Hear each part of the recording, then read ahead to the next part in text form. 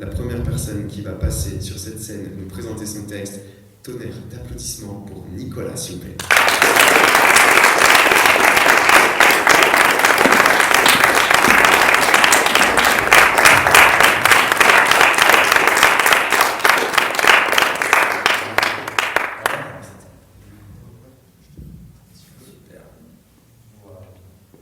Merci.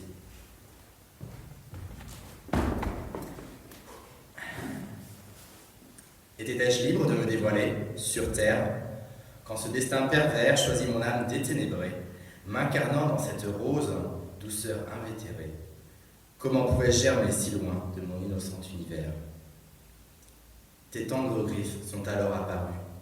Tu oublias de me nourrir, me chérir, te réjouir de voir ma fleur éclore, fauchant mon adolescence de la culpabilité cinglante, m'emprisonnant sous ta cloche dorée comme seul décor, lacérant mes flancs, d'énervant chaque épine saillante.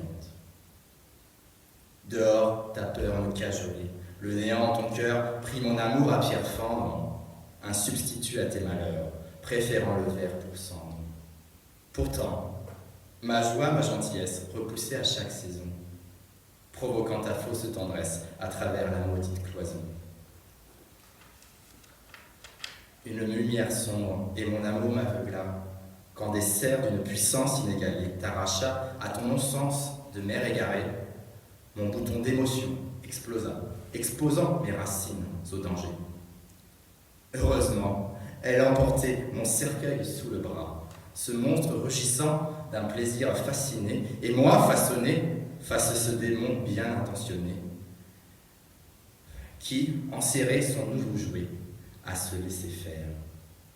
Du fond de sa grotte, son sévice préféré furent ses arabesques dessinées, ses peintures rupestres de faux paysages, dévorant le linceul enveloppant mon visage, cette couverture surfaite ornée de parcs d'Éden en bande dessinée, cette couverture contrefaite de mensonges sur ma liberté.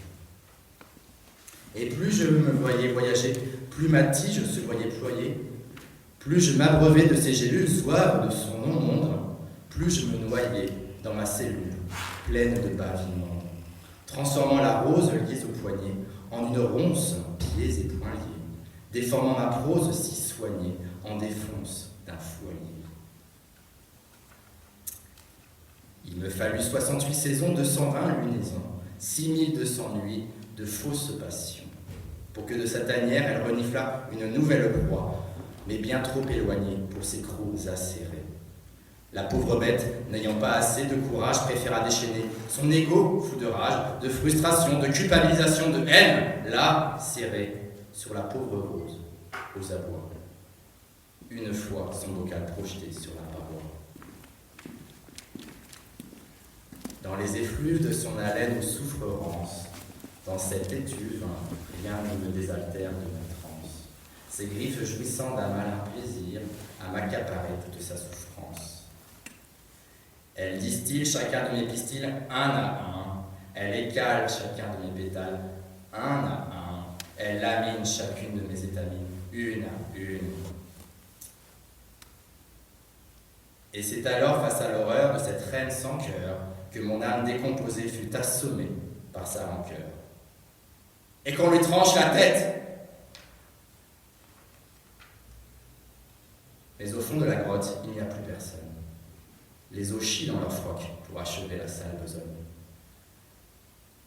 Alors, m'extirpant de ces immondices, elle me traîne inanimée au bord du précipice, m'encourageant d'un dernier revers à ce que j'en finisse. La nuit resserra ses écharpes alors sur ma tige inifugée de cruauté. Mon être passa par-dessus bord, une chute libre, figée, pour mon âme de zombie d'épiauté. Mais si mes rêves m'oublièrent, descendent sans trêve aux enfers. Là, tout en bas, l'aurore m'accueillit à voix basse, nue, sans ma coquille de Bernard l'ermite, m'effondrant dans les sous-bois de ma contrebasse, mes épines tremblant, telle une inoffensive termite. Et c'est ainsi que naquit, au point du jour, la nouvelle ère acquise au troubadour.